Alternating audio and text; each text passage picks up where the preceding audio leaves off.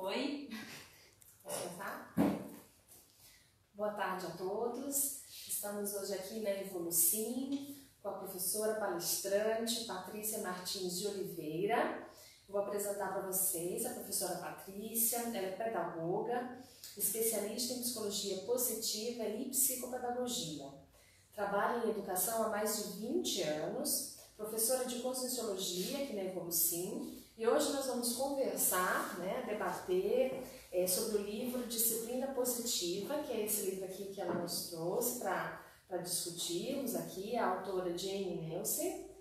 E vamos lá, vamos dar início. Seja bem-vinda, professora Patrícia. Vamos, eu folhei, achei super interessante, estou muito curiosa aí para escutá-la, e ver essas ideias sobre o livro. Legal. Bem-vinda. Boa tarde, gente. Obrigada pelo convite, pela chance de falar sobre um assunto que eu gosto tanto, Sempre me interessei bastante pelo outro lado, assim, da formação das crianças, ao invés de punições e coisas de cima para baixo. Sempre gostei de coisas um pouco mais horizontais, da conversa com os pequenos e tal. Então, esse livro, ele chegou para mim no meu aniversário do ano passado, ganhei de presente, e foi realmente um presente, porque eu não conhecia essa teoria.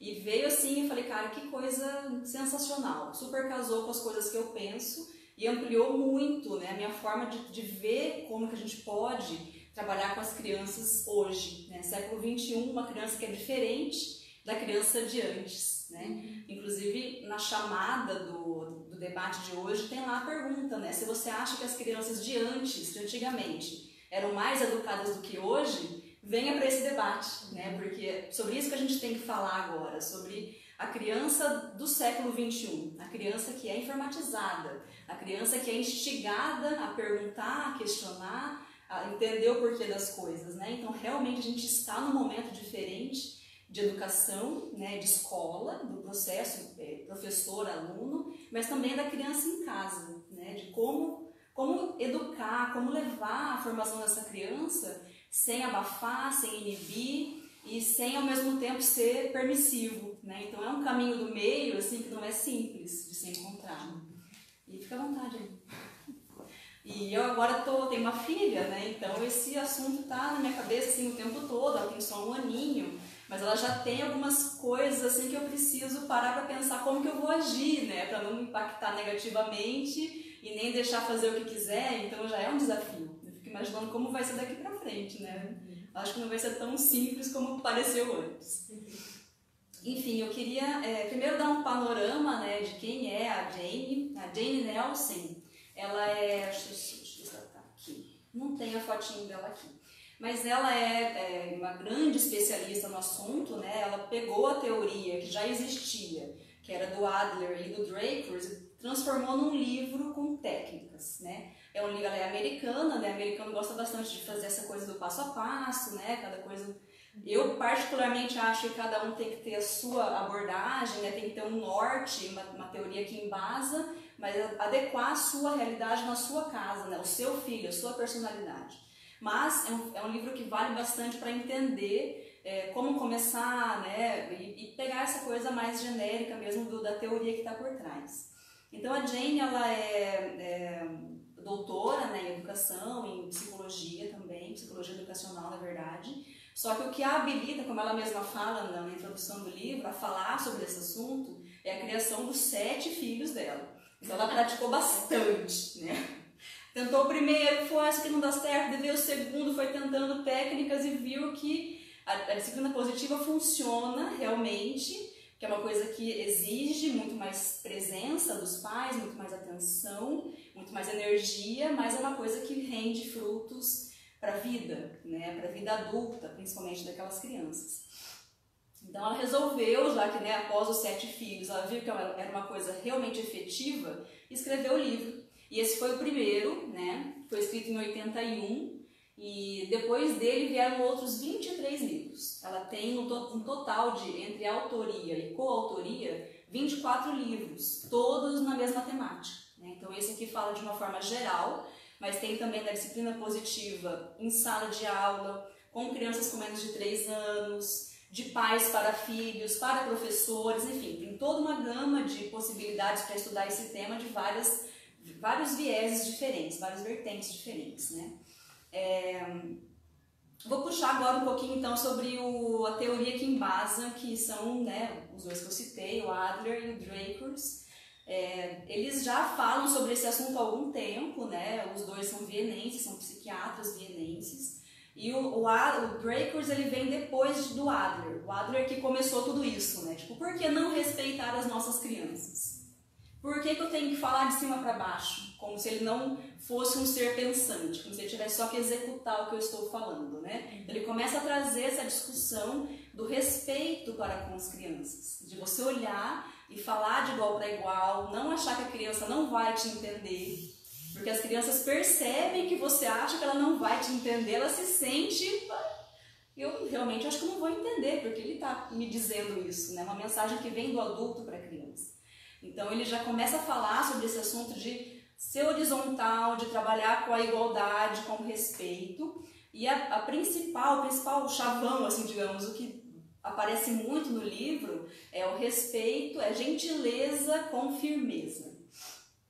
Que não é deixar fazer o que quiser, que não é vai lá e faz então e depois você vê o que acontece. É você trabalhar com a criança com respeito, com gentileza, mas com limites, com ordem, com as consequências, né? Sem punição, sem culpa, sem aquela coisa da autoflagelação, né? Sem violência nas palavras, sem violência nas atitudes, uma coisa muito mais que faz a criança ser autônoma, né? Ser responsável pelo próprio crescimento, com o adulto mediando o processo, ao invés de ser o dono do processo. Não é a permissividade, né? Porque tem aqueles pais laissez-faire, né? Que são os permissivos, é o contrário disso, né?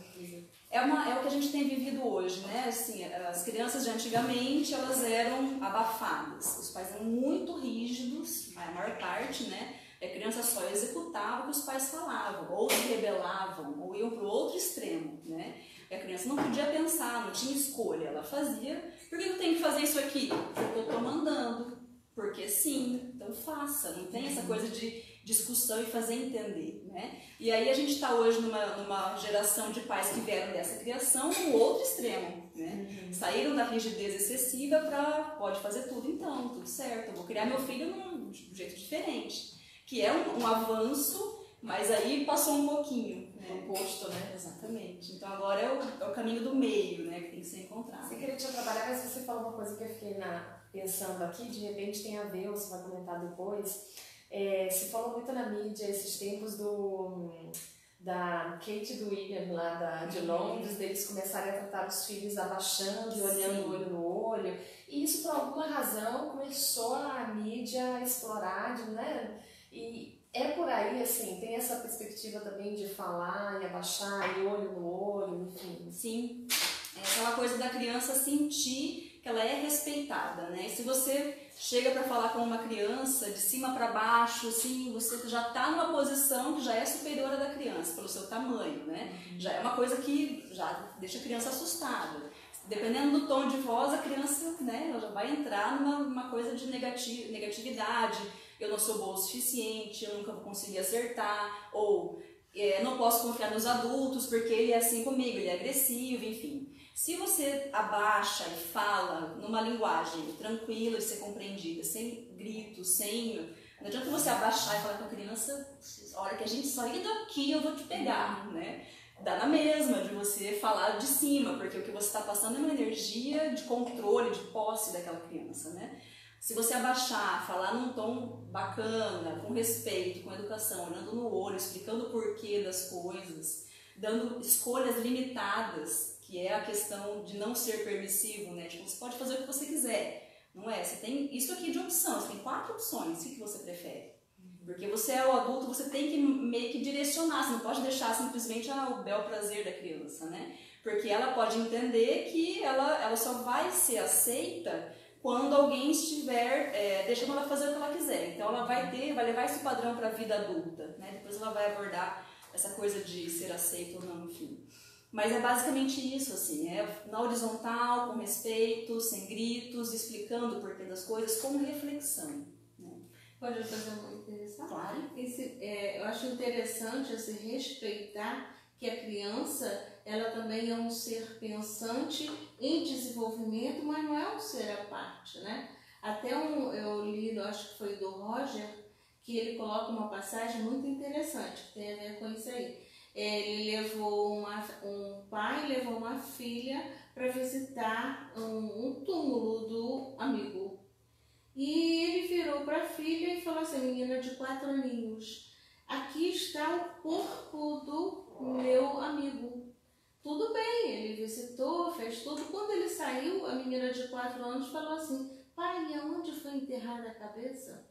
Entendeu? Então, quer dizer, respeitar que a criança é um ser pensante, né? E que ela não é um ser que não está acompanhando o desenvolvimento do pensamento do adulto. Isso é muito importante se respeitar isso. Aí no caso é quando entra a teoria da Conscienciologia, que pode entrar nesse sentido de respeitar como a bagagem que ela já traz, né? De informações que às vezes ela traz até muito mais informações do que o próprio pai, né? Em relação a tudo aquilo que ela está escutando. Ela só apenas está emendando, ela como se fosse uma colcha de retalho, ela pega uma coisinha aqui, outra coisa ali, ela vai emendando e vai formando o pensamento dela mais linear em cima de tudo que ela escuta. Porque se o adulto não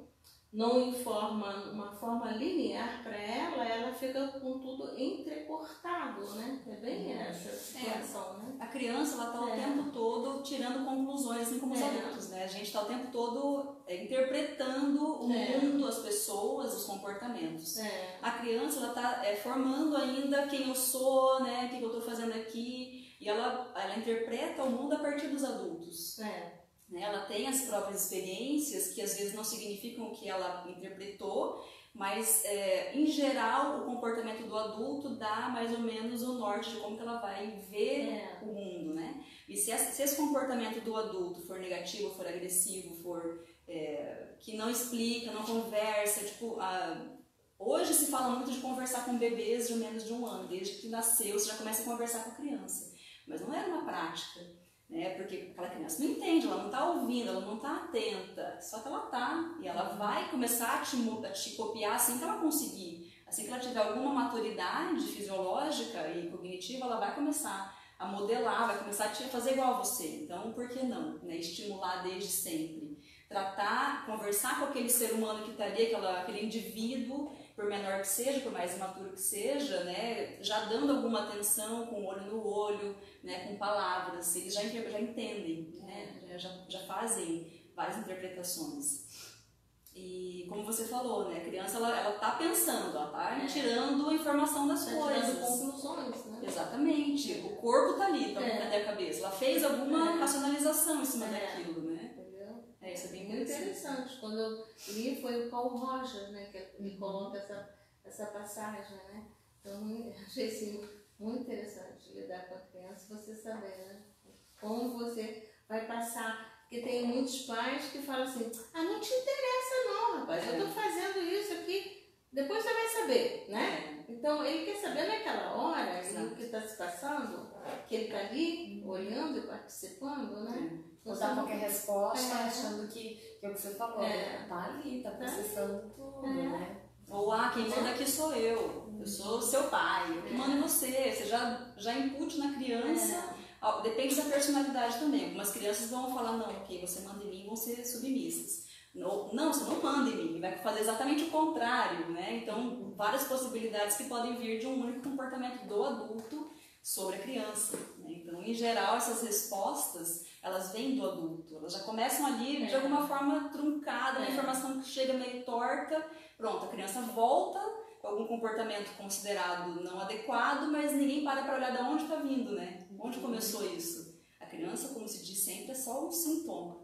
Né? A gente vê muito crianças que têm mau comportamento, que são difíceis. Nossa, criança, papai, converse com seu filho. Professora, dá um jeito, faz alguma coisa, mas ninguém está parando para olhar qual é a mensagem que essa criança está trazendo. O que está por trás desse mau comportamento? Ele não para em sala, ele é impossível, aquela coisa, aquela loucura. Será que ele não entende que o mundo, que ele só vai ser aceito quando as pessoas estiverem olhando para ele? Que que ele só vai ter importância quando alguém estiver percebendo a presença dele, e aí ele fica o tempo todo querendo chamar atenção. É muito sério isso que você está falando. Porque ele pensa, a criança pensa o tempo todo. Sim. Né? E ela quer respostas para que ela possa coordenar, fazer emendas naquele raciocínio lógico dela. Isso é a construção do pensamento, é o construtivismo, né? Então, quer dizer, se não fizer isso, o que acontece? Aí tem a teoria, né, do construtivismo, a criança tem o pensamento dela e o adulto tem o pensamento dele. Então, ela forma pensamento porque ela tem que obedecer, porque o pai e a mãe são aqueles que coordenam a obediência, mas ela forma mundos paralelos. Aí é que vem realmente a questão das doenças mentais, surgem a partir daí, porque pela formação de mundos paralelos, porque são discordantes, né? O que ela pensa e o que o adulto fala. A gente vê que a origem de todas as doenças, disfunções cerebrais, tudo isso está na origem o quê? Principalmente da mãe, né? A mãe quer dizer, a presença da mãe é importantíssimo, né, para dar essa resposta para a criança, dar continuidade do mundo dela que ela traz para desenvolver bom, aí vou entrar na teoria, no intrafísico, né? Então é isso aí, né? Uhum. Eu vou até abordar essa questão específica, já posso fazer um spoiler, Lili, que a gente vai fazer vai ter um projeto maior do que esse de hoje, né? A gente vai conversar rapidamente sobre esse livro, porque ele é muito profundo. Eu sugiro mesmo a leitura de quem se interessa por esse assunto, porque ele traz muitos detalhes, eu já li várias vezes, os primeiros capítulos principalmente, ainda assim te foge coisa, né? Então realmente ele é denso. E como eu falei, eu acho que cada um tem que trazer para a sua própria realidade, né? Sem aceitar como uma verdade pronta, né? O princípio da descrença. Você trabalha em cima daquilo, extrai o que te for positivo e inclui, né, na sua vida e passa isso adiante se você achar que deve. E eu vejo bastante, eu trabalho com educação, então a gente vê bastante crianças com comportamentos que não são aceitáveis socialmente, digamos assim. E é muito difícil lidar, porque a gente não tem essa visão do contexto da criança que é formado desde sempre, né? Essa mensagem que ela traz consigo e que a gente às vezes não consegue extrair. E a autora ela traz 4 possibilidades de quais são essas possíveis mensagens que as crianças estão trazendo e a gente não está conseguindo entender, né? Então, deixa eu pegar aqui. Ó. Ela chama de objetivos equivocados, que são: a criança tem um mau comportamento porque ela quer atenção indevida, que traz o quê? Eu me sinto aceito só quando estão olhando para mim. Então eu não paro nem um minuto, eu não obedeço às ordens, ou obedeço 2 minutinhos lá um pouquinho e já levanto de novo, porque eu não sei por que eu faço isso. A criança não sabe, por que você está fazendo isso? Ah, porque eu quero atenção. Eles não sabem, é inconsciente, é uma mensagem que a gente tem que entender, né? O adulto tem que puxar isso para fora da criança. Porque na hora que a criança olha e fala: será que você não faz isso porque você quer atenção? A criança vai falar: opa. Ela pode não falar: não, acho que é mesmo, mas ela vai racionalizar em cima disso, ela vai começar a entender que realmente talvez seja isso e começa a trabalhar inconscientemente com essa informação nova, né, que faz sentido para ela. Esse comportamento é muito comum, né? A gente vê hoje, né, pais que são permissivos, que a criança pode fazer tudo, então a criança ela não é vista praticamente, porque você pode, vai lá, pode, tranquilo. Né? E a criança não está olhando para mim, né? Ele começa a dar um jeito de ser visto, de ser aceito por aquela família. E aí vem esse comportamento que, né, impacta diretamente na escola também, né? Uma segunda possibilidade é o poder mal dirigido, que é essa coisa de você atuar sobre a criança de uma forma muito rígida, muito enérgica, e mostrar que você é dono dela. Eu mando em você, eu coordeno as suas ações. A criança vai olhar e vai falar: não, quem manda sou eu. E daí ela começa a não aceitar a ordem de ninguém, não respeita a hierarquia, né? Começa a causar vários problemas, porque ela quer mostrar que ela se sente sendo aceita unicamente quando ela é o chefe. Quando ela está mandando, ela se sente aceita, né? E basicamente a necessidade humana básica, emocional de uma criança é ser aceita, se sentir parte, ter conexão, né? Se sentir parte de um processo, de um todo, de uma sociedade, né? Ser importante para alguém. Então, as mensagens todas têm a ver com isso, né? Ou a questão da vingança, né? Tipo, ó, beleza, não vou ser aceito, mas eu vou me vingar. Vou fazer do meu jeito. Exatamente, eu vou ficar olhando pra você, ó, não, beleza, entendi o que você falou, mas eu vou fazer do meu jeito, ou vou fazer alguma coisa pra me vingar de você, pra sentir uma satisfação malévola em relação, não é obviamente pensado, mas é o que impulsiona a criança a se relacionar, né, a forma como ela se relaciona. E aí na adequação assumida, que é, eu não consigo mesmo, não sou bom o suficiente, nunca vou ser, aquela criança, né, apática, que não tem energia, vamos lá, você consegue. Não, não consigo, prof. Ou disfarça o que tá fazendo pra você, né, pra você sair de perto logo. Porque ele já sabe que ele não vai conseguir fazer, ele tem certeza disso, né? Então, é muito sério isso. São padrões que vão pra vida, né? A gente, às vezes, deixa passar, acha que é mimo, que é, a criança é frescura dela, não, deixa pra lá, ou dá uma bronca, dá umas chineladas. Como resolve? No consultório, assim, que eu tenho observado crianças que os pais nunca sentaram para brincar. Então a gente faz, né, a sessão com os pais, ou um deles, enfim. E aí, às vezes, é a primeira vez, tem um caso, por exemplo, que a gente está acompanhando, uma estagiária que está atendendo, enfim, e que o pai nunca, a menina tem acho que uns 12 aninhos já, nunca sentou. E que a partir desses momentos que ela tem estado com o pai lá brincando, depois com a mãe, com a madrasta, a gente tem trazido de pouquinho em pouquinho a família para ficar naquele espaço ali, a menina tem se transformado, a fisionomia dela mudou, sabe? O jeito dela estar, e não só ela, a família também, ela conta que eles não têm muito tempo para brincar, tudo bem. Mas na interação em casa, assim, sei lá, tá lavando louça, a madrasta tem perguntado, foi bom na escola? Fui. Entende? Coisinha pouca, porque às vezes as pessoas pensam que tem que mudar, né, assim, o planeta. É um esforço muito grande. É um esforço muito grande.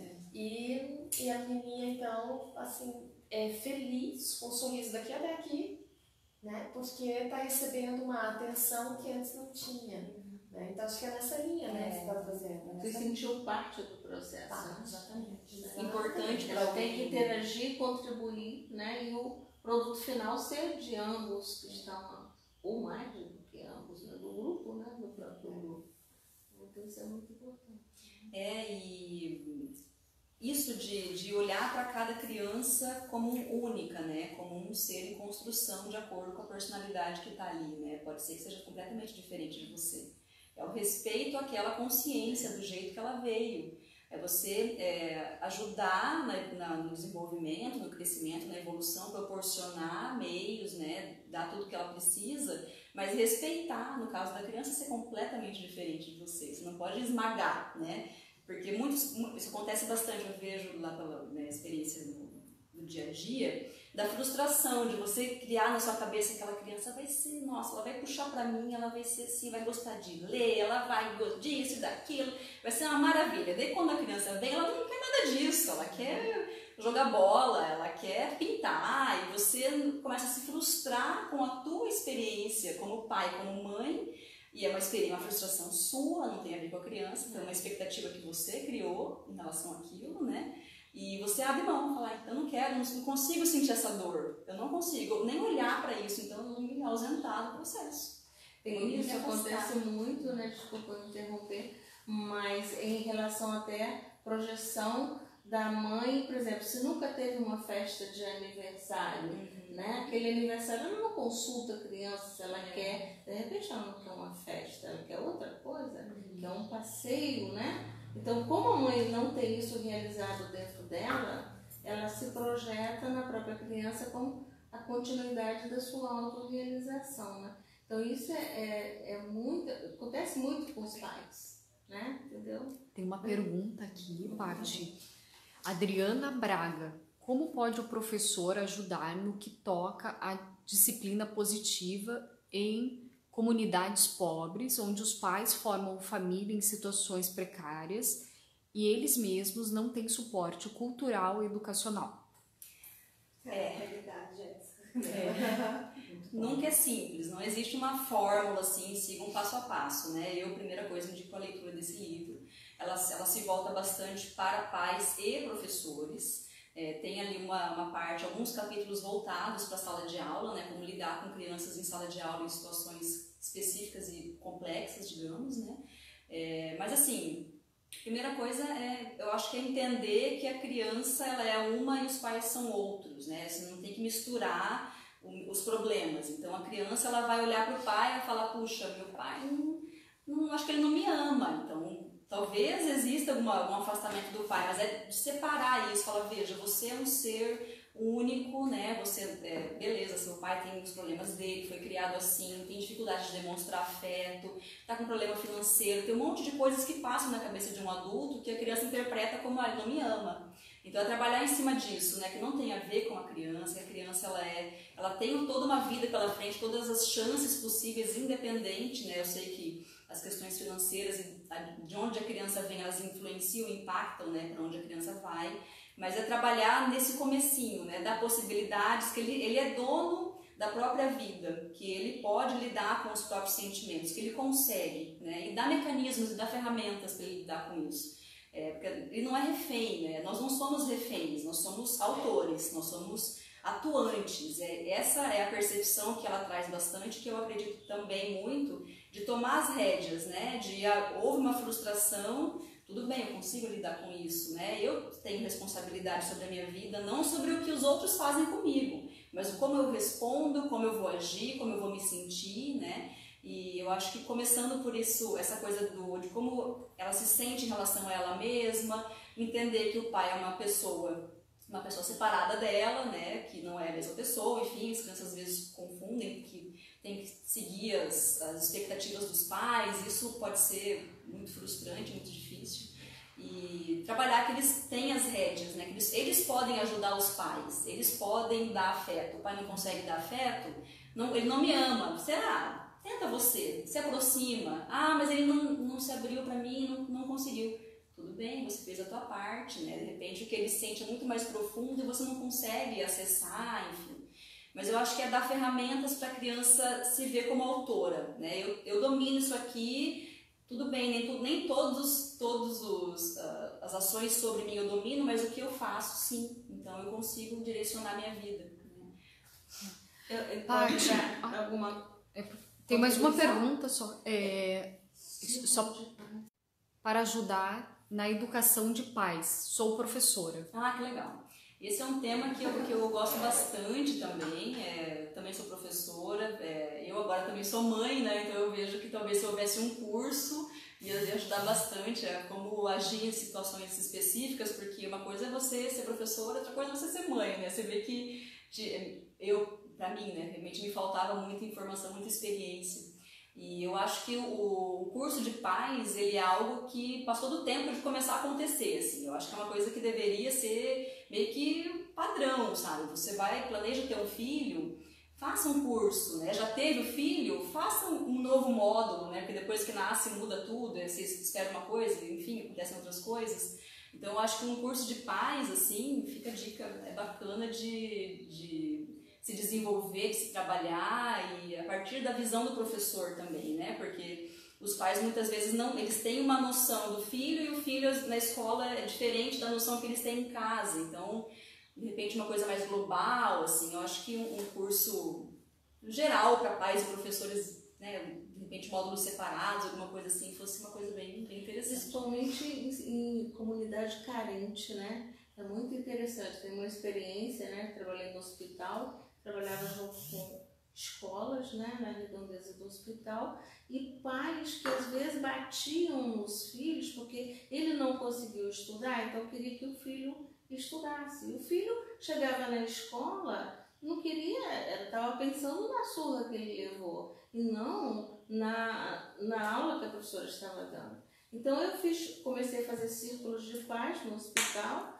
e os pais assim choravam mesmo, grupo de pais. E era muito parecido a experiência de cada um, eles trocavam entre si, porque eles não sabiam professora, não chamavam de professora, era psicóloga do hospital, mas era tudo, né? Era também fazer orientação à escola, e eles falavam, como que pode? Eu bato no meu filho para ele não ser como eu, para ele continuar estudando, né? E eu não sabia que estava fazendo tanto mal para ele, né? Então, quer dizer, às vezes o pai é um analfabeto, como foi aquela pergunta anterior, de uma comunidade carente, e ele pensa que resolve dessa forma. Então, quer dizer, trabalhar com círculos de pais é muito importante, porque está realmente ensinando, contribuindo com os pais para como eles vão atuar com os filhos, né? Porque às vezes ele não tem para passar, né? Tem uma pergunta, como fazer esses ciclos de pais nas escolas? Também é professor. Eu acho que o livro traz bastante isso, as reuniões, né? As reuniões, ela traz algumas sugestões, eu acho que uma reunião, são coisas separadas, né? Uma coisa seria fazer uma reunião em sala, por exemplo, com os alunos conduzindo e trazendo os problemas à tona, isso desde o primeiro ano, sabe? Crianças de 6 anos. Eu tenho tal problema, como que a gente vai resolver isso? Trazem soluções que não sejam punitivas, que não sejam negativas, né? Sempre jogando para cima. E o círculo de pais na escola tem que ser bem conduzido, tem que ser uma coisa, eu acho, que tem que primeiro construir.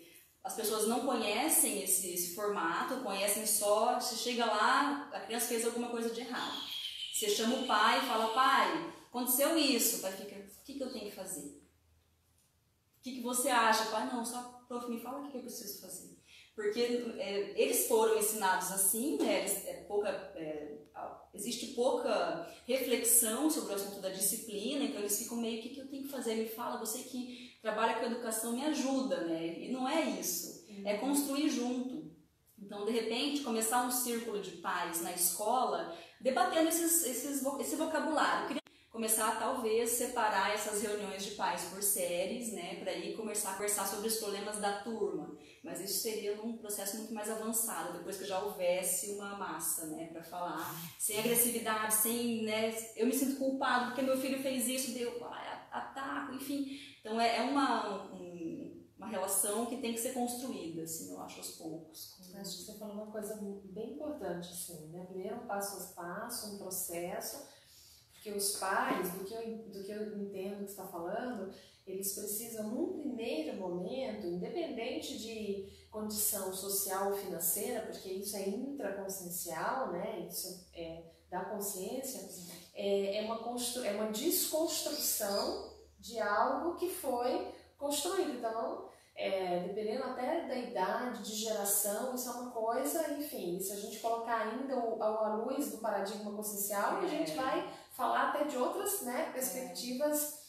mais profundas e enraizadas. Então, primeiro uma desconstrução de sinapse, exatamente, de, né, colocar luz em algumas coisas mais obscuras, né, em relação a condutas, a essa ação-reação, a punição, a autoritarismo, a que as coisas, né, às vezes até rastros de coisas mais militares, mas eu sei que eu estou indo num extremo, mas é só para a gente poder, né, pensar em coisas mais assim. Então, primeiro essa desconstrução, e isso não é fácil para os pais, né, porque os tiram de uma zona de conforto, de um chão, que é um chão que até então era mais seguro do que eu entendo que vocês estão trazendo, né? Um chão mais seguro. Sim. Então, você tirar essa base, você precisa dar uma outra, né? Ok, então como é que eu faço? Não puna. Então eu vou pra onde? Então o que eu faço? Aí, a partir daí, eles se permitirem experimentar, e eu acho que tem que ir acompanhando, né? Esse curso, essas reuniões, como que a escola pode fazer, ou a comunidade, esses espaços, que não é só em uma reunião, em duas, em três, mas é uma coisa, né? Que é a longo prazo. Ao longo dos anos, né? Quando a gente fala, assim, círculo de conversa na escola, acho que a primeira coisa que a gente tem que se perguntar é se os pais, se a família está disposta a ir até a escola para conversar sobre isso, né?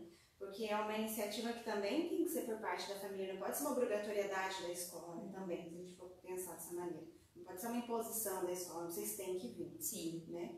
Então, se a família não estiver disposta, aí já é um outro processo, um outro obstáculo. Né? É isso que vocês estão trazendo, é realmente muito sério, porque Quando você impõe uma coisa, você já está fugindo Já disso aqui, pode já é uma acontecer. relação de cima para baixo. Já pode acontecer. E aí pode existir, por exemplo, o convite. Se a família de repente não quiser ir, não for.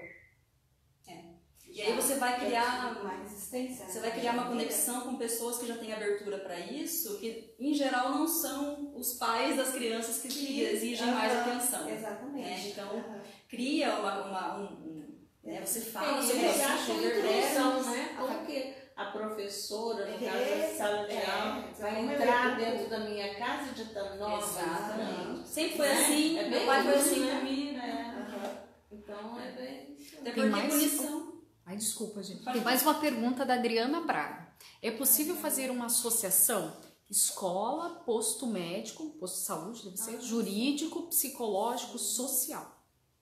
Com certeza, eu acho que é a corrida da Adriana a elaborar isso, a levar isso adiante. Eu acho que é uma ótima ideia porque não é só um ator, né? A escola sozinha não faz nada, a escola com a família também surte efeito, mas existe uma gama de possibilidades nessa comunidade que tem influência na escola e em casa, que eles podem participar mais ativamente. Né? Paty, eu lembrei aqui que é possível fazer dentro desses ciclos que vocês vêm comentando, né? Ciclos de palestras no início. Então, assim, disponibilizar palestras, assim, com vários profissionais, então, pedagogo, psicólogo, a parte também do direito, né? Serviço Fazer social. rodas de diálogo, mas, assim, tudo aberto, onde a família, aquela que deseja participar, né, vai. E, assim, é uma coisa aos poucos e que vai criando uma massa, uma cultura, né, de ouvir as experiências, né? Até as pessoas entenderem que é uma coisa mais tranquila, até chegar num grupo específico, né? Exato. Assim, Por exemplo, de pais mais, entende? Elaborados, né? Que esse grupo já reverbera na Isso. comunidade, mesmo que minimamente já tem uma... Ou seja, criar espaços de educação, né? Onde passam orientações para essas famílias de vários âmbitos, né? Às vezes é uma possibilidade, casos, né?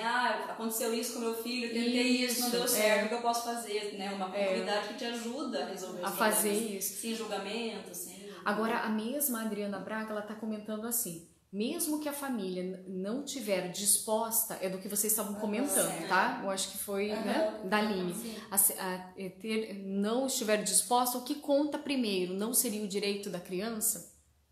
Aí existem as reuniões em sala, né, que a professora conduz, e isso já vai incutir na criança um senso de comunicação, de empatia, de habilidade de escutar o outro. Isso por si só já vai ter alguma diferença na vida da criança, né? A gente não pode, obviamente, forçar a família a participar, mas a ação da professora, fazendo reuniões em sala, 3, 4 vezes na semana, reunindo as crianças com uma pauta que eles construíram, com problemas que eles trazem, com soluções que eles trazem, colaborando, ajudando o colega a resolver os problemas dele, isso já vai reverberar de alguma forma, né? A gente não tem como... seu filho é uma criança que precisa de acompanhamento, participe da reunião, não dá. A gente tem Como ela que... falou, não pode obrigar, Como é né? que, na verdade, a gente só tem alguns A gente tipos de sugere, né? denúncia, né? Ou aciona, né? Porque a gente tem o ECA, tem a guarda, isso a gente aciona, mas quando a criança está em situação de risco, né? De vulnerabilidade de risco maior, de risco de vida, ou enfim, outras coisas relacionadas a isso. Mas nesse âmbito que está discutindo aqui, a gente precisa que a família esteja implicada, né? Assim, então, há algumas diferenças aqui nesses níveis, né? A gente acionar outras esferas jurídicas é outro E deve haver uma atuação por parte da gestão da escola, né? Se está havendo uma questão em sala de aula com a criança e não está sendo resolvido porque tem a ver com a família, na maior parte das vezes tem, né? Muitas vezes os pais não veem, não percebem, não é uma coisa proposital, não é culpa de ninguém, é só uma coisa que você aprendeu com seus pais, com seus avós, e você vai passando isso para frente porque é o certo para você. Você aprendeu assim, você faz assim, né? Até que alguém fale, por que você não faz assim? E de repente você percebe que talvez seja bom também, né? E aí a gestão atua nesses casos que são específicos, né? Chama os pais em particular e tenta uma abordagem positiva, sem punição, porque muitas vezes também chama e fala, seu filho faz isso, resolva. Aí fica, vou resolver, chega em casa, né? Se ele tem um viés mais negativo, se ele aprendeu que a surra resolve alguma coisa porque ele apanhava, ele parava de fazer as coisas, ele talvez passe isso para frente, né? Então, quando eu estava trabalhando como psicóloga na escola, Patrícia, aí eu atendi muitas crianças, mas você falou, agora me veio esse menino, ele era um ótimo menino, aluno e tal, e de uma hora para outra, vamos dizer assim, ele começou a ficar uma pestinha, vamos dizer assim, né? Desculpa o termo, mas né, indisciplinado, etc. Resumindo a história, ele veio, a gente conversou, o que eu descobri? O pai estava traindo a mãe, e levava o menino nesses passeios com essa amante. E para ele poder sair no sábado, no final de semana, sem que a esposa desconfiasse, usava o menininho como álibi. E o menino não podia falar nada, porque senão o pai batia e castigava. Então, assim, ninguém entendia o que estava acontecendo com aquela criança. Ele não estudava mais, ele batia em todo mundo, ele destruía a sala. E aí ele falou comigo em particular. E aí, enfim, a gente conversou, acho que entra muito na pergunta da acho que Adriana, né? Assim, aí houve toda uma situação para que nós pudéssemos entrar nessa família, chamar a mãe, porque é uma coisa particular demais, né? Muito ali do âmbito, você imagina, mas estava refletindo na escola. E nós conseguimos, sim, ali, usar estratégias, enfim, de fazer com que a própria criança, né, trouxesse algumas coisas em casa e tudo mais, enfim, moral da história, as coisas deram certo, eles se resolveram lá, enfim. Mas é isso, né? Isso é um caso, assim, de um exemplo que, enfim, nem tem tantos mais graves até, ou sei lá, né, que repercute. A escola é a primeira que leva a porta de catalisa, né? A escola é a porta de entrada. Eu gostaria de colocar que há possibilidade, porque como eu sou mais velha, não sou mais entendida, né? Sou mais velha daqui do quarteto, do quinteto, então eu já tive essa experiência quando iniciou o projeto Médico de Família. Então a gente introduziu na escola, no hospital que eu trabalhava como psicóloga, mas a gente fazia todo um trabalho com as escolas, com os professores, e nós convidávamos também o pessoal da advocacia para dar, esqueci mais ou menos o nome, mas é isso assim, advocacia reconciliatória, dar palestras, sem precisar ser no sentido de profilaxia, e não no sentido já punitivo, trabalhando com casuísticas, e muitas vezes os pais escutavam aquelas casuísticas e não precisavam se revelar, nem dizer nada, mas serviam, muitas vezes eles vinham para o consultório e falavam as situações que estavam ocorrendo com eles, que eram idênticas ao que aquela advogada havia falado. Então, eu acho que assim, essa colocação de palestras, de chamar também pessoas da comunidade que trabalham já, esse pessoal eu acho que é advocacia reconciliatória, uma coisa assim, trabalha com reconciliações, desde o adolescente, o pais e todo mundo. Eles têm um vocabulário, não sei se eles estudam psicologia, mas têm um vocabulário muito adequado, né? Então, eu acho que é interessante inserir também, porque é uma linguagem diferenciada da escola e é uma linguagem que atinge também aos pais. Então, acho que é possível. Eu não sei como está, eu estou ausente das escolas já há uns 10 anos, mas como está a questão da inserção do médico, desse projeto médico de família aqui na comunidade, né? Porque logo que ele foi inserido, eu fiz parte do projeto, que veio de Cuba, foi inserido na comunidade, né? Não tem nada a ver com partido, foi uma questão de onde partiu o projeto, né? De onde veio, e foi inserido lá no Antônio Pedro, em Niterói. Foi o primeiro local no Rio de Janeiro onde foi inserido o médico de família. Então eu participei de toda essa inserção, e foi muito interessante esse projeto. Então eu acho que a coisa veio, não sei se murchou, não sei como é que está isso, mas é muito interessante. Os médicos de família, eles têm muito interesse, porque eles entram dentro das casas das famílias, eles fazem um diagnóstico de como está a situação de pai, mãe, filhos. Pode trazer muito isso para a escola e para o psicólogo que trabalha ou no hospital, que faz parte do contexto, ou nos consultórios. É muito interessante. Temos mais uma pergunta, gente. Mais uma professora, hein? Várias aqui. Então, ela está pedindo socorro. Não estou dando conta em sala de aula. Meus alunos não têm respeito.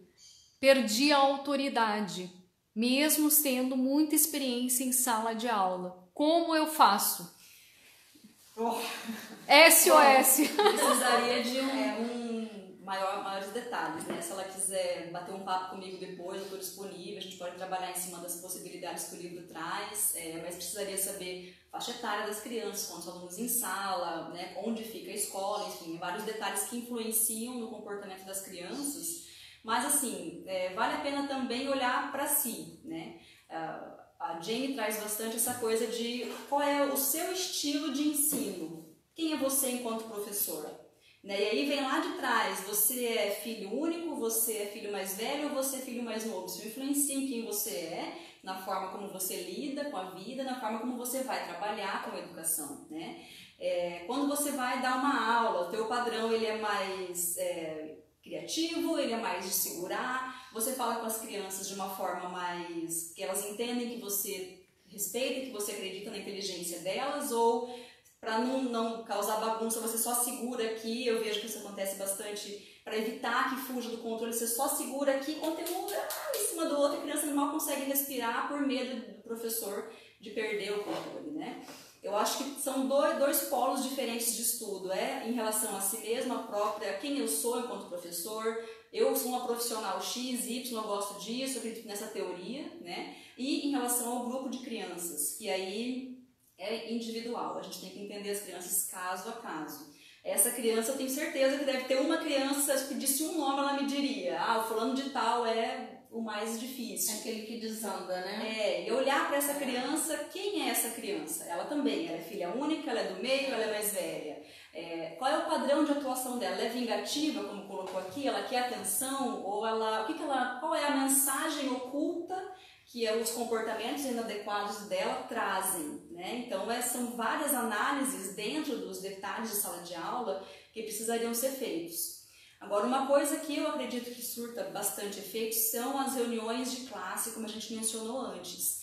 Que aí existe todo um passo a passo e tal no livro, que é como começar isso, né? Que é horizontalizar o processo com as crianças, trazer as crianças para o debate, comprometer a criança com a solução do problema, criar o quadro de recompensas, o quadro de rotinas que eles criam junto com o professor e eles são responsáveis por seguir aquilo porque aquilo é meu. Paty, só interrompendo, os alunos delas são adolescentes. É possível fazer essas mesmas técnicas? É possível, sim. Crianças e adolescentes trazem mensagens em seus comportamentos, assim como nós. Adultos também têm, às vezes, mensagens ocultas que as pessoas não conseguem ver, mas é isso que você quer comunicar, de forma, às vezes, assim, né? A pessoa entende completamente diferente. Mas você está só querendo dizer que você não me deu bom dia hoje, eu fiquei chateada. Né? E é uma coisa pequena muitas vezes, né? E isso impacta na forma como você lida com os problemas.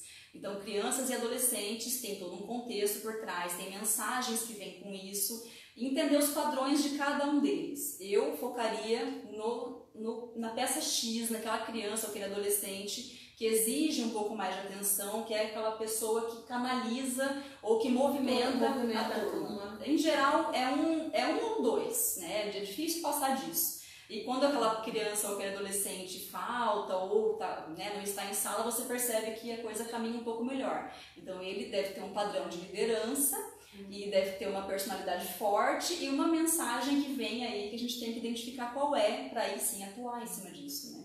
Eu tenho uma casuística, pode colocar? Não estou te atrapalhando? Fica à vontade. Então, é o seguinte, com adolescente, eu trabalhava no primeiro ano do curso de formação de professores, era mais ou menos menina. No curso de formação tem muito mais meninas, um menino ali no meio, que eu falo, um rapaz é uma exceção, então tinha um rapaz. Então, eu dava aula em várias turmas, mas quando chegava aquela turma, eu mesmo, né, já ficava desanimada de como entrar naquela turma. Já entrava na turma, era uma balbúrdia, ninguém me ouvia. Aí um dia esse menino que queria realmente, se ele estava ali, né, no meio das meninas, porque ele estava interessado em ser professor. E ele falou assim, professora, você vai me desculpar? Não desanima não. Quem é o responsável é a monitora, era a monitora da turma. Ela tinha um problema muito sério e contaminava a turma toda porque ela queria que eu dispensasse a turma, na verdade era a intenção dela, porque ela queria ir embora porque tinha um problema. Então um dia eu falei, sem ela ficar sabendo que foi um menino, né, porque senão ficava ruim para ele, ele disse, escuta, você quer conversar um pouquinho comigo? Eu também era psicóloga, atuava em consultório. Tudo bem. Aí ela falou assim, quero sim, professora. Aí eu vim saber o caso dela, né? Ela era mãe solteira, muito nova, com 15 anos, acho que naquela época. Tinha uma filhinha, deixava em casa com os pais, mas os pais não queriam assumir a criança. E ela ficava em sala de aula angustiada para que a aula acabasse logo, porque ela queria voltar para casa. Então tumultuava, havia muita tensão. E ela contagiava, até por ser monitora, contagiava a turma inteira. Eu jamais poderia pensar que a monitora é que estava. Então, a partir do momento que eu comecei a atender, eu coloco isso no meu livro, como casuísta, que eu comecei a dar atenção maior para ela, tentar ver soluções com ela se tornou uma melhor amiga e se formou, né? Quer dizer, esse ainda era o primeiro ano, mas eu soube que ela fez o terceiro ano e tal. Então, é bem isso aí.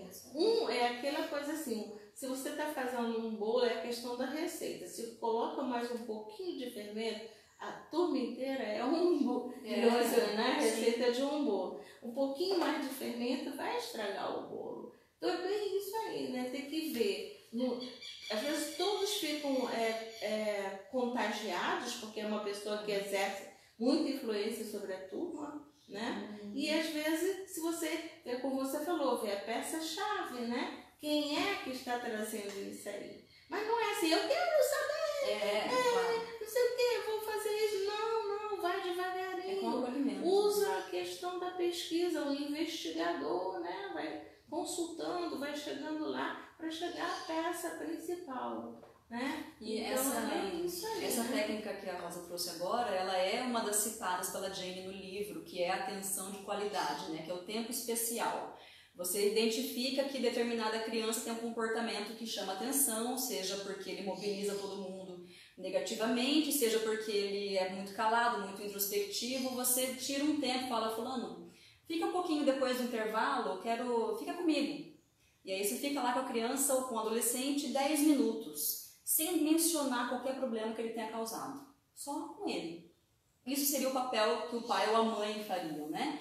E aí você disponibiliza atenção, você para, conversa, constrói alguma coisa com a criança, com o adolescente, vai, toma um chá, um café, alguma coisa. É um tempo de qualidade que você tem com aquela pessoa, que é afeto, que é atenção, que é olho no olho, que é você ouvir. Se ele quiser trazer alguma coisa, perfeito, como ela trouxe aqui para a Rosa. Se não, ele já teve a atenção que ele precisava, já vai dar uma tranquilizada. E vai ver em você um parceiro, e não um inimigo. Eu preciso combater o professor. Fica um de cada lado e quem ganha é o aluno, porque eles são muitos. Então tá do lado, é ombro a ombro, é parceria. Uma estratégia que eu fiz uma vez que deu bem certo foi construir as regras da turma com a turma. Excelente, isso é muito legal. Eu fiz isso, deu muito certo. Assim, primeiro eu coloquei os objetivos, o que a gente tinha que cumprir em sala de aula, o que a gente tinha que fazer, e a partir daí eu fui questionando o que vocês acham que a gente tem que fazer para conseguir cumprir esses objetivos. Depois de um tempo, quando um infringia, vamos dizer, essas próprias regras, um cobrava o outro, os próprios alunos se cobravam, assim. Deu muito certo, com os grandes dá muito certo. Sim. Com os pequenos também. A gente começa a pensar em fazer esse tipo de coisa aos 4, 5 anos. Mas aí a gente eu no caso eu oriento de uma maneira diferente. Eu já não questiono tanto assim, mas por que isso dá certo? Por que não dá certo, né? Com 4, 5 anos eles já são capazes de, menos que isso eu acho que talvez fique um pouco abstrato demais, né? Mas eles já são capazes aos 4 anos de entender as próprias regras e como eles percebem que é uma coisa criada por eles mesmos, tem muito mais significado, parte de dentro, então uma coisa que eu criei, eu preciso ajudar a manter aquilo. Então, né, o grupo ele se regula, sem precisar da professora ficar atuando de cima para baixo, uma coisa mais horizontal, né? As reuniões de classe que eu citei também são uma ótima possibilidade, né, de manter a coisa na horizontal, de conversar, de trazer reflexão. O professor tem que trazer reflexão nas mínimas coisas, né? A gente tem que estar pensando, a gente tem que fazer perguntas que incitam a criatividade, que incitam a curiosidade, ao invés de perguntas, né, que sim ou não, né, coisas que a criança para e fala, puxa vida, né, dá um estalo, que faça pensar. A gente deve ter essa postura mais reflexiva, né? Não é simples, mas é uma coisa que tem que ser buscada do meu ponto de vista, até para ser um professor que causa isso no aluno. Não adianta falar, ó, pensa sobre esse assunto, sendo que eu faço as coisas no automático e não tenho reflexão, né? E as reuniões de classe ajudam bastante nisso. Não é tão simples de iniciar isso, né? Porque a gente nós estamos agora começando a falar sobre coisas mais positivas, menos punição, sem bater em criança, enfim. Então a gente ainda está se apropriando desse esquema novo, né? Dessa teoria nova. Então muitas vezes a gente distorce um pouquinho e coloca dentro do que você quer. Vou dar um exemplo. A questão das consequências naturais e lógicas, né? Muitas vezes as consequências naturais e lógicas que são parte da teoria, elas são positivas, mas o adulto encaixa numa punição. Por exemplo, a criança está tomando café e está tomando um copo de leite, brincando com o copo de leite. E o pai fala, olha, você vai derrubar esse copo de leite. A criança ignora e continua brincando com o copo de leite. O que é uma consequência lógica na cabeça de um pai que não tem isso aqui internalizado ainda? Se você derrubar esse copo de leite, você vai passar pano na casa inteira e vai ficar sem o videogame. Isso não é uma consequência lógica, né, para um erro que a criança cometeu. O que seria? Olha, eu estou te falando que você vai derrubar esse copo de leite. Se você derrubar, você vai ter que limpar o chão. E onde você derrubou o leite, ali, né, não precisa pedir para a criança limpar a casa inteira. Isso tem que ser proporcional, né? Exatamente. E aquilo que estava na nossa programação de tomar sorvete depois vai ter que esperar até você terminar. É uma consequência de uma opção que a criança fez. Ela optou continuar brincando com o copo de leite, derrubou, tudo bem, derrubou. Agora você vai ter que seguir na consequência disso, né? Sem, eu falei pra você não brincar com isso. Ele já começa a dar aquele sermão do eu avisei, né, 50 vezes, porque você não me ouve, porque ninguém que me ouve, já faz aquele, né, forféu. Isso já é considerado muitas vezes como uma consequência do ato da criança, mas é punitivo. É punitivo e traz culpa, e traz vergonha, né, e traz dor psicológica, né, mesmo que não seja uma surra, você agredindo a criança com palavras, você que é o pai, que é a autoridade, né, máxima, ou a mãe, já é muito forte, né.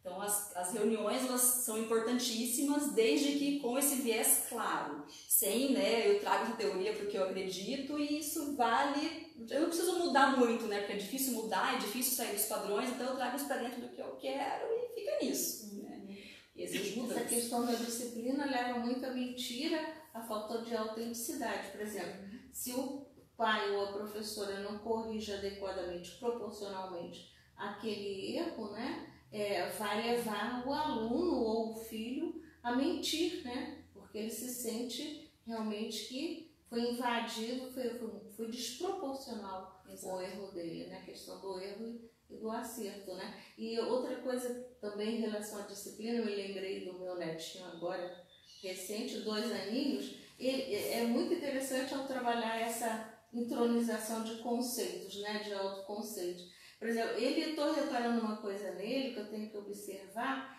ele está pegando tudo para ele. Se acontece alguma coisa em casa, fora da escola, alguém derrama e faz alguma coisa errada, ele diz, fui eu. Aí eu tenho que trabalhar com ele, não sei se a mãe está trabalhando, porque ele está assumindo tudo. Também tem essa dosagem. Está introjetando, né? Tudo foi ele, nem tudo é ele, né? Então, como está sendo trabalhado o grupo, né? Então, para ele, eu acho que é mais fácil ele assumir, né? Ele tem essa... Ele é único, filho? mas isso acontece muito na escola, que está na creche, ele passa praticamente o dia inteirinho na creche, né? É meia dúzia só. Você tem irmãos? Tem irmãos, mas quando chegam em casa, os irmãos mais velhos fazem as coisas e ele assume, pequenininho, de 2 anos, foi ele. Não, Breno, não foi você, vovó viu que não foi você. Você só vai assumir quando você fizer, tá? Não sei qual conceito, a entronização desse conceito, que acho que ele acha mais fácil para evitar qualquer problema, ele assume, né? Então essa dosagem é muito interessante, né? Desde a criancinha de 1 ano, 2 anos, né? Isso é muito importante, né? É isso, né?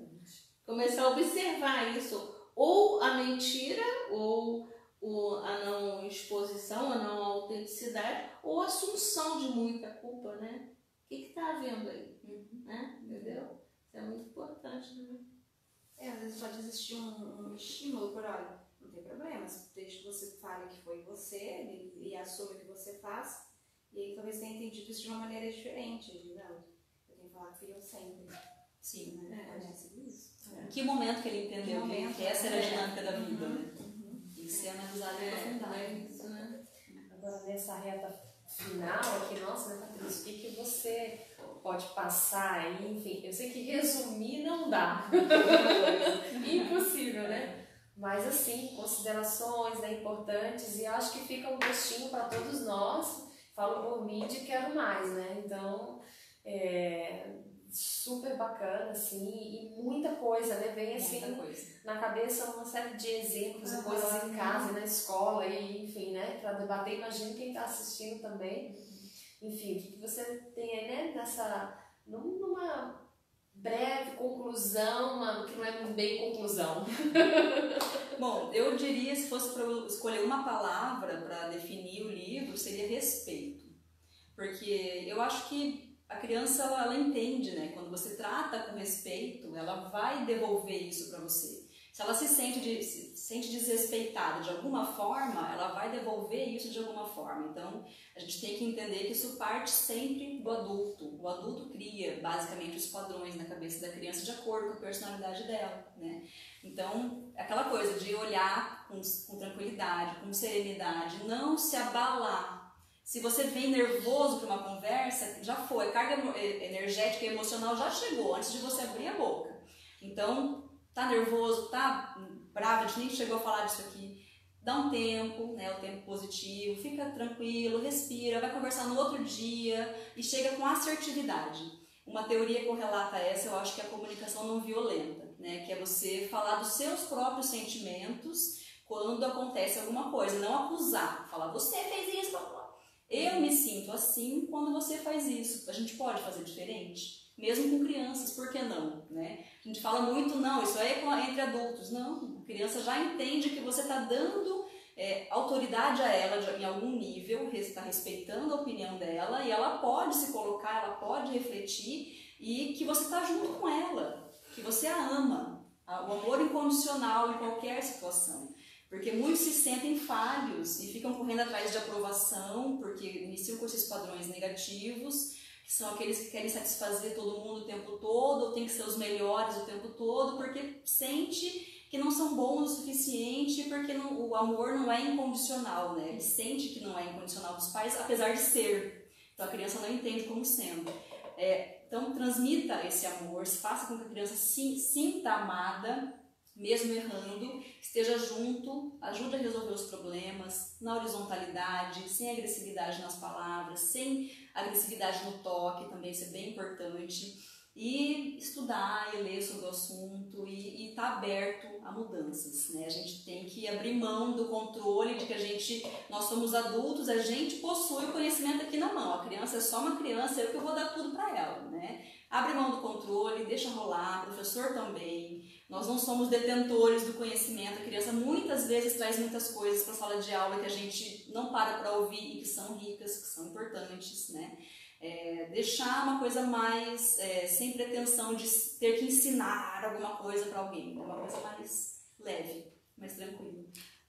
Paty, você pode mostrar a capa do livro Posso. novamente? Aqui. E a Adriana Braga está parabenizando você. Ela falou: o professor é fundamental dentro da sociedade. Desejo força e coragem para continuar o vosso trabalho essencial. Ela é de Portugal. Ah, que legal. Muito obrigada. Muito grata. Muito obrigada, Adriana. Muito legal ter vocês aqui, gente. Certo? Aquele livro que você falou também de comunicação não violenta, tem um livro. Tem. Vai ter um curso, vou fazer um merchan. Ai, fala um pouquinho, Paty. Acho que é Comunicação importante. não violenta, eu já fiz esse curso antes. O professor Amaury Pontieri é um grande, né? Ele puxa bastante esse curso para cá. Ele dá curso sobre isso também, várias vezes já deu. E agora em outubro, se eu não me engano, vai ter mais um módulo.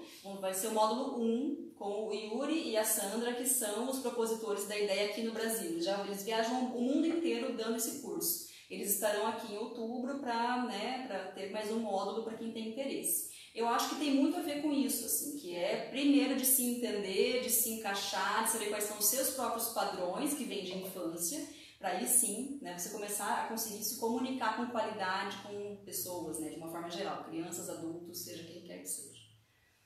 E fala do seu curso, do Disciplina. Então, a gente, conversando antes de começar aqui, a gente viu que realmente, como a Alicia já comentou, é muita coisa, gente. É muita técnica, é muita reflexão, exige um pouco mais de tempo para a gente conversar e destrinchar essa teoria de uma forma mais ampla, digamos, né? Hoje foi um bate-papo mesmo, foi para vocês entenderem um pouco de como funciona a disciplina positiva, ver se interessa, ver se não interessa, né? E aí sim, a gente vai parar, né? Vou pegar os detalhes do livro, a gente vai fazer um curso, efetivamente, da disciplina positiva sob o viés da conscienciologia. Então, nesse curso a gente vai falar também das questões de interação energética, acoplamento, né? Como isso influencia vidas passadas, enfim, como isso influencia no desenvolvimento da criança, do adulto, e como que a gente pode lidar com isso, melhorando a si mesmos, né? A gente pode melhorando a nós mesmos, a gente melhora também o ambiente, né? Então uma coisa puxa a outra. E fica o convite para quem ficou interessado em saber mais, né? A gente vai em breve soltar esse curso aí até meados de agosto. Isso aí. Por aí, né? Depois das férias de julho vai ter esse curso e a gente vai em EAD, né, Paty? Em EAD, exatamente.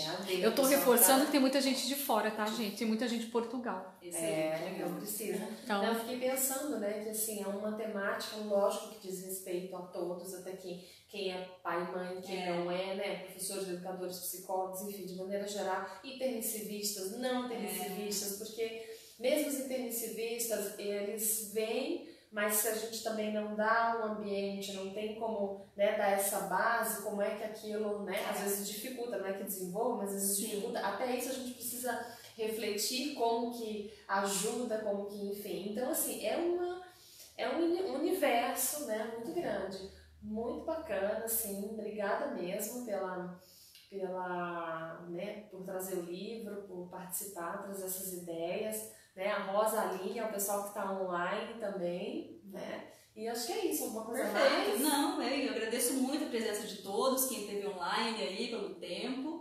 Que bom que vocês participaram, fiquei muito feliz com as perguntas, muito bacana. Tem gente pensando também sobre esse assunto, né? Isso é assim que a gente começa, né, a criar uma massa de pensadores e críticos sobre o assunto. Agradeço a presença das meninas também pela contribuição e a Alice, que foi super generosa no debate. Obrigada, então. Até mais. Tchau, gente. Boa tarde.